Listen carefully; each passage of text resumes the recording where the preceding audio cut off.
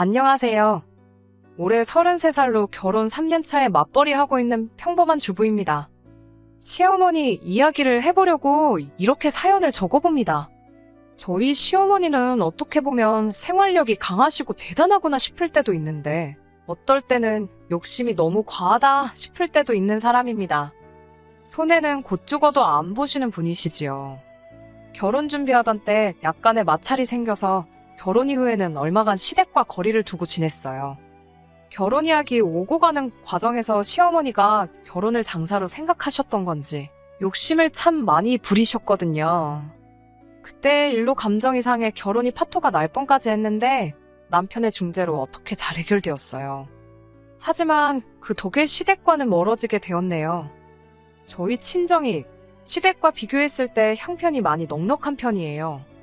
그렇다고 해서 저희 집이 무슨 돈이 차고 넘치게 있을 정도로 부잣집은 아닙니다만 그래도 어디 가서 아쉬운 소리 할 필요 없을 정도로 괜찮은 상황이에요. 일단 친정부모님 명의로 상가 하나랑 빌라 하나를 세를 주고 있는 게 있어요. 빌라에 대출금이 남아있긴 하지만 그거 말고는 친정부모님 앞으로 다른 대출은 따로 없고요. 두 분 노후 준비도 다 끝나 있는 상황이에요. 시댁의 경우 시어머니 혼자서 경기도 외곽의 은멸리 단위의 작은 동네에서 살고 계십니다.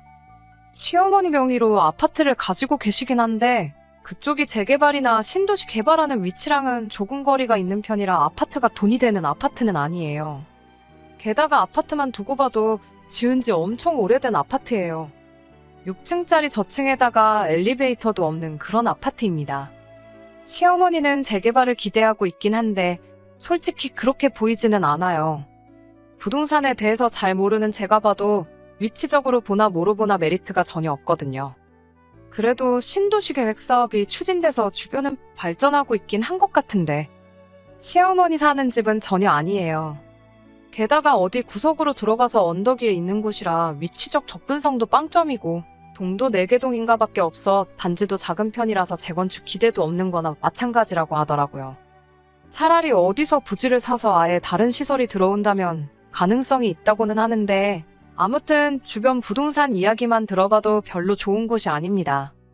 아무튼 시어머니는 남편이 10년도 전에 독립해 나간 뒤부터도 쭉 재개발만 기다리면서 살고 계신다는데 연애하던 중에는 몰랐던 사실인데 남편이 취직한 이후로는 시어머니가 남편에게 생활비를 받아가며 생활을 꾸려나가셨다는 걸 알게 되었어요. 남편이 집안 형편이 어려울지라도 사람 하나는 참 성실하고 좋은 사람입니다. 남편하고는 연애 결혼을 했는데 서로 집안 형편에 대해서 이야기를 주고받을 일이 없었다 보니 연애하면서는 이 상황을 알지 못했어요. 남편 또한 저희 집이 넉넉한 상황이라는 걸 전혀 모르는 상황이었던 거지요. 애초에 처음 남편과 연애를 시작했을 때는 결혼을 염두에 두고 연애를 시작한 게 아니었습니다. 그런데 한 해 만나고 두 해 만나고 그렇게 인연을 쭉 이어오다 보니 사람이 한결같고 참 진국이다 하는 생각이 들면서 자연스럽게 결혼에 대해서 생각해보게 되었습니다. 적어도 사람 속썩이거나 하는 일은 없겠다. 가족을 위해 평생을 헌신하겠다. 그런 믿음을 주는 사람이었어요. 하지만 연애 기간이 1년에서 2년, 3년 점점 길어지기만 하는데 저희가 무슨 20대 초중반 한참 때 이 사람 저 사람 만나가며 하는 연애도 아니고 충분히 결혼을 진지하게 생각할 나이가 되었는데도 남편 입에서 도통 결혼하자는 이야기가 나오지가 않았어요. 저 혼자만 결혼 생각을 하는 건가, 김칫국만 혼자서 한 사발 마시고 있는 건가 싶기도 했고 이렇게 괜히 저도 나이만 먹고 홍기 다 차서 소박 맞는 거 아닌가 하는 생각도 들어서 결국엔 결혼 이야기도 답답해진 제가 먼저 꺼내게 되었습니다. 그런데 남편이 주저하면서 처음으로 자기 집안 형편에 대해서 솔직하게 말을 해줘서 그때가 돼서야 남편 집안 형편에 대해서 알게 되었어요. 남편은 그럭저럭 괜찮은 회사에 다니고 경력도 10년 가까이 돼서 받는 연봉도 상당했었습니다. 그런데 그걸 떠나서 어머니가 홀어머니고 그나마 본인 명의로 아파트 하나 가지고 있긴 하지만 노후 준비가 되어 계신 것도 아니고 그거 말고는 아무것도 없는 거나 마찬가지라서 자기가 취직한 이래로 매달 어머니한테 100만 원씩 드리고 있는 상황이라는 사실도 그때 처음 알게 되었습니다. 남편이 결혼에 자신이 없었던 건 자신이 처한 그런 상황 때문이었어요. 세상에 어느 배우자가 어머니한테 달마다 100만 원씩 보내는 남자를 결혼 상대로 보겠냐고 자신 없어 했지요. 그런데 생활비 100만 원까지 거 못 드릴 것도 없는 액수 아닌가 싶었어요.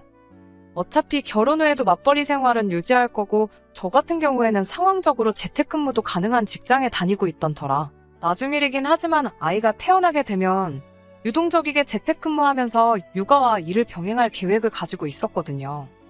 두 사람 벌이 합치면 월 1,000만 원에서 조금 모자라긴 한데 남편 월급만 두고 본다면 당시 남편이 저보다 딱 100만 원 더 벌고 있었어요. 물론 시어머니한테 한 푼도 안 드리고 저희가 다 저축하고 하면 당연히 돈 모으는 속도에 가속이 붙겠지만 남편이 딱 저보다 더 버는 만큼 어머니한테 드리는 건데 그게 문제가 될 게 있겠나 싶었어요. 감당 못할 게 아니라고 생각하니 결혼 못할 것도 없겠다고 남편한테 딱 그렇게 이야기를 했습니다. 그런데 남편은 그런 제 말을 듣고도 끝까지 자신 없어 했어요. 아닌 건 아닌 거라고, 결혼이 어디 우리 둘만 좋아서 하는 거냐고. 아마 너네 부모님이 안 좋아하실 거다, 결혼을 반대하실 거다 하면서 계속 자신 없는 모습을 보여줬습니다. 남편 말이 무조건 틀린 것은 아닌 게 그 걱정이 현실이 되었어요. 친정 부모님께 남편의 상황을 이야기하고 그럼에도 불구하고 결혼하고 싶다는 제 의견을 말씀드렸더니 대번에 반대를 하셨어요. 어느 한쪽이 기우는 결혼을 하면 반드시 문제가 생길 거라고 하시면서요. 친정 부모님이 당시 남편에 대해서는 제가 오랫동안 연애를 했다는 사실만 알 뿐이지 직접 만나본 적이 없었거든요. 그래서 제가 일단 그래도 한 번 만나는 봐달라고 해서 자리를 만들었어요.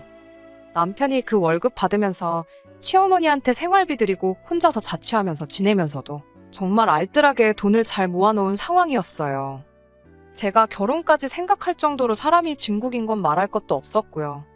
제 눈이 틀렸을지언정 친정부모님은 여태 살아오신 세월이 몇 년인데 친정부모님이 사람 보는 눈이 틀릴 거라는 생각이 들지는 않았습니다. 그리고 제 예상대로 친정부모님이 남편을 직접 만나보시고는 곧바로 마음을 돌리셨어요. 저 정도 되는 사람이면 뭘 해도 할 거라고 제 선택을 믿고 두 사람 행복을 바래주겠다며 결혼을 허락해 주셨습니다. 그런데 이제 제가 결혼 허락을 받으러 시어머니를 처음 찾아뵈러 갔는데 시어머니는 조금 당황스러운 눈치였어요. 애초에 남편도 생활비를 보내드리긴 했지만 시어머니와 그렇게 가까운 사이는 아니었던 것처럼 보이더라고요. 그냥 자식된 놀이로 생활비를 책임져 드렸던 거지 시댁에 자주 방문하거나 하지는 않았던 것 같아요. 그랬던 아들이 갑자기 결혼한답시고 며느리 될 사람이라며 저를 소개시키니 시어머니도 그 순간에 여러 가지 생각이 오고 갔을 수 있다고 생각합니다. 결혼 허락받으러 간 자리였는데 시어머니는 결혼해라 마라 소리보다 당장 당신이 매달 남편에게서 받고 있던 생활비 이야기를 꺼내시더라고요. 시어머니도 어느 정도 생각은 하셨던 거지요. 당신이 받고 있는 그 생활비가 끊기면 당장 생활이 안 된다면서 그것부터 확실하게 짚고 넘어가려고 하시더라고요. 저야 이미 남편과 결혼에 대해 이야기하면서 계속 생활비를 보내드리기로 결정했던 상황이다 보니 길게 이야기할 것도 없었어요. 이미 끝난 이야기라고 시어머니한테 걱정하실 필요 없다고 대답을 했지요. 그런데 그게 오히려 독이 되어버린 겁니다. 시어머니가 생각했던 것보다 제가 호락호락 생활비를 계속 드리겠다고 나오니 욕심이 나기 시작하셨던 것 같아요. 양가의 결혼 허락을 받은 뒤에 상견례를 앞두고 시어머니한테서 연락을 하나 받게 되었습니다. 그동안 아들이 혼자 나가 살면서 고생하는 거 알고 그래서 부담스러울까봐 말을 안 해서 말인데 당장 아들 취직한 지가 10년도 더 넘었다고. 그때랑 비교하면 지금 물가도 많이 오른 거 알지 않느냐고 저한테 먼저 질문을 하시곤 사실 100만 원 보내주는 생활비로는 당장 사는 게 힘들었다는 이야기를 하시더라고요. 그리고 이제 결혼도 하니 이제 못해도 200만 원씩은 받는 게 좋겠다고 생활비 액수를 2배로 올려서 저한테 통보를 하셨어요. 그게 싫다면 결혼할 때 현금 해단으로 5천 정도를 해오라고 하더라고요. 일단 상의해보겠다 하고 전화를 끊긴 했는데 그걸 친정부모님한테 말을 할 수는 없겠더라고요. 남편이 당시 돈을 잘 모아놓긴 했다지만 그거야 혼자서 자취하면서 어머니한테 생활비까지 보내드리는 상황인 걸 감안했을 때야 알뜰하게 모은 거지. 매달 100만 원씩이라도 10년이면 1억이 넘는 큰 돈이잖아요.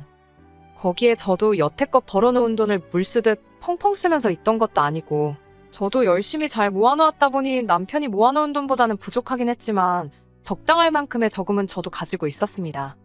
더불어서 친정부모님께서도 여유가 있으시다 보니 저희 신혼살림 차리는데 모자란 만큼은 지원을 해줄 테니 괜히 대출 같은 거 받아서 돈 갚고 그러지 말라고까지 이야기가 되었던 상황이었던지라.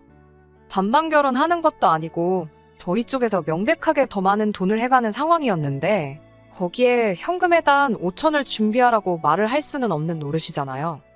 차라리 반반 결혼이었다면 어떻게 해보기야 하겠는데 싶더라고요. 그리고 친정부모님도 형편이 한쪽으로 기운 결혼에 대해 부정적으로 생각했던 가장 큰 이유 중 하나가 그거였기 때문에 이 이야기를 꺼내면 큰일이 나겠구나 싶어서 난감했어요. 그런데 남편이 벌써 나서서 상황을 정리를 해버리더라고요. 시어머니한테 어머니 때문에 이 결혼이 잘못되면 매달 보내드리던 100만 원도 안 보내드리는 수가 있다고.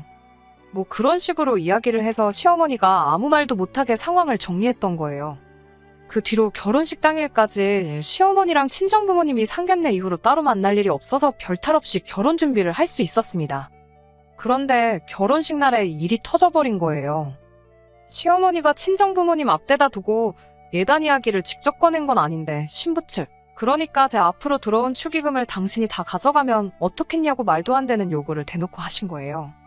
저는 신부 대기실에 있느라 상황을 몰랐는데 남편 말에 의하면 이대로 하객들 다 모아놓은 자리에서 결혼식이 파토가 나버리겠구나 이런 생각이 들었답니다.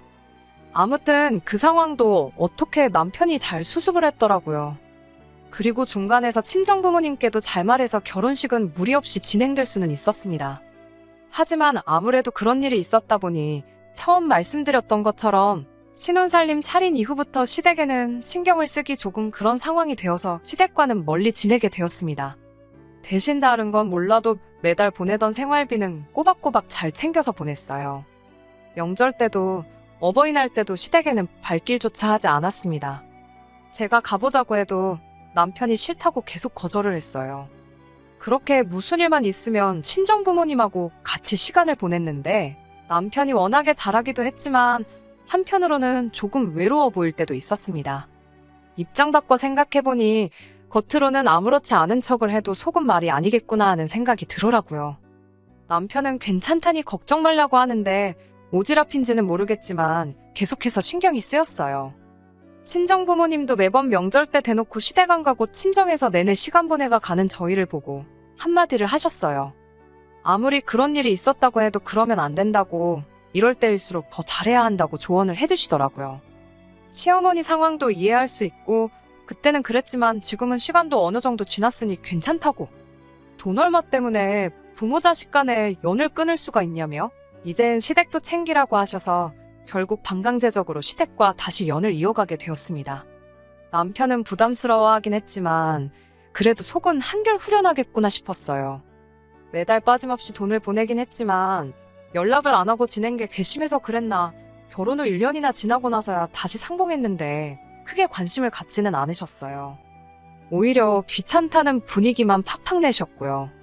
대신 다른 건 몰라도 명절 때랑 어버이날, 그리고 생신 때 제가 따로 드리던 봉투가 있었는데 그때만큼은 엄청 좋아하셨던 기억이 있네요. 아무튼 그렇게 남편과 3년간 결혼 생활을 잘 이어오고 있었습니다. 그런데 올해 초부터 시어머니가 무릎이 많이 안 좋아졌다며 자주 연락을 해오셨어요. 원래도 관절이 약한 편이라고 들었는데 어디서 무릎 인공관절 수술에 대한 이야기를 듣고 오셔서는 그걸 받고 싶다는 이야기를 꺼냈습니다. 병원에 가서 상담을 받아봤는데 병원 쪽에서는 아직 시어머니 나이도 인공관절 수술을 받기에는 조금 이른 느낌이 있기도 하고 엑스레이랑 기타 검사 결과를 보면 아직 수술을 받아야 할 만큼 심각한 상황이 아니라는 소견을 말해주더라고요. 인공관절도 유통기한 비슷한 게 있다 보니 평생 쓸 수 있는 적절한 나이에 받는 게 제일 좋다고 이야기를 하니 그 말도 일리가 있어서 이해가 가더라고요. 그래서 저희는 좀 더 지켜보기로 했어요. 그런데 문제가 생긴 게 뭐냐면 이러나 저러나 병원에서도 관절이 좋은 상황은 아니다 보니 무리가 안 가게 조심하라고 이야기를 해줬는데 시어머니 살고 계신 집이 엘리베이터도 없는 오래된 아파트다 보니 특히나 무릎 조심을 해야 하는 시어머니인데 마침 살고 계신 층이 5층이라서 문제였습니다. 올라가는 것도 일이지만 관절이 안 좋은 상황일 때는 내려가는 걸 더 조심해야 한다 하더라고요. 거기에 집도 언덕배기에 있다 보니 시어머니가 장이라도 보러 갈라치면 갈 때는 내리막길, 올 때는 오르막길 난코스에 집에 도착해서도 계단을 오르내려야 하는 참 관절에 안 좋은 상황이었던 거예요. 그렇다고 집에서만 계실 수도 없는 노릇이잖아요. 그래서 다른 방법이 있나 알아봐야 했습니다. 외과적인 치료 말고도 상태를 나아지게 할 수 있는 수단이 있나 틈틈이 알아보고 있었는데 친정부모님께서 이 사실을 알게 되시고는 남편에게 제안을 하나 하셨어요. 사실 제안이라고 할 것도 없이 무조건 시어머니한테 이득뿐인 조건이었습니다. 친정부모님께서 세를 주고 있던 빌라가 하나 있습니다. 지은 지 얼마 안 된 신축 빌라인데 요 근래 전세 문제 때문에 난리통이었다 보니 살고 있던 세입자가 전세를 빼고 싶다고 해왔어요. 그래서 그 집이 비어버리게 되었는데 친정부모님께서 세입자를 구하기보다 시어머니가 거기 와서 살면 딱 좋겠다는 제안을 해오신 거예요. 특히나 주변에 병원 시설도 잘 되어 있고 대중교통도 좋고 한편이다 보니 세입자를 구하려는데 사돈어른 생각이 딱 났다며 남편한테 말을 꺼내신 거예요. 시어머니 아파트 팔면 전세금 정도는 나올 텐데 당장 시어머니 집이 팔릴 집은 아니라서 보증금은 어떻게 해야 하나 싶었는데 친정부모님께서 보증금도 나중에 집 팔리고 나서 주셔도 된다는 파격적인 조건까지 내거셨어요. 남편도 친정부모님 배려의 눈물까지 슬쩍 보이더라고요. 그리고 이 좋은 소식을 전하러 당장 시댁에 찾아갔지요. 그런데 시어머니는 시큰둥한 표정으로 그게 뭔 제안이냐며 곧바로 거절을 하시더군요. 다른 이유가 있다면 이해라도 해보겠는데 이어진 시어머니 말에 남편도 저도 두 손 두 발 다 들어버리고 말았습니다. 시어머니는 아파트에서 빌라로 이사가는 사람이 어디 있냐며? 뭐하러 수준을 낮춰서 살아야 되냐고. 당신은 평생 아파트에서 살아왔기 때문에 다른 데서는 못 산다고 어깃장을 부리는 겁니다. 아파트도 아파트 나름이지 엘리베이터도 없는데 계단 오르내리는 거 생각하면 빌라나 아파트나 뭐가 다른가 싶었어요. 심지어 그 빌라는 층도 1층이었거든요. 시어머니는 끝까지 빌라가 1층이면 서울이면 반지 하나 다름없는 거라고 하면서 더더욱 싫다고 고집을 부리기 시작했고요. 계속 아파트랑 빌라랑 어딜 비교하냐며 어깃장을 부리는데 저랑 남편은 도무지 그런 시어머니를 이해할 수 없었지요. 그런데 그렇게 말하는 이유가 따로 있더라고요. 시어머니는 그럴 게 아니고 저희 집에 방 한 칸을 비워놓으라는 겁니다. 이제 당신도 나이가 있으니 남들 다 받는 며느리 효도 좀 받으면서 편하게 노후를 즐겨야겠다고 대놓고 합가요구를 하는 거예요.